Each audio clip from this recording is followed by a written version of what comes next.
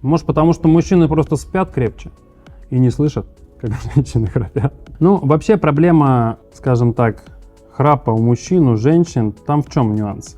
Нюанс заключается в том, что когда человек храпит, да, то, как уже говорили, вот эта вот перегородка мягкая, да, она закрывает просвет дыхательных путей. Для того, чтобы просвет закрылся, соответственно, изначально вот эти пути должны быть суженными. Да, то есть уже, чем хотелось бы. Соответственно, там какие могут быть нюансы? Пункт первый – это избыточный вес. Это, безусловно, влияет на вероятность того, будет человек храпеть или нет. Пункт 2. Тонус вот этой вот самой мягкой перегородки.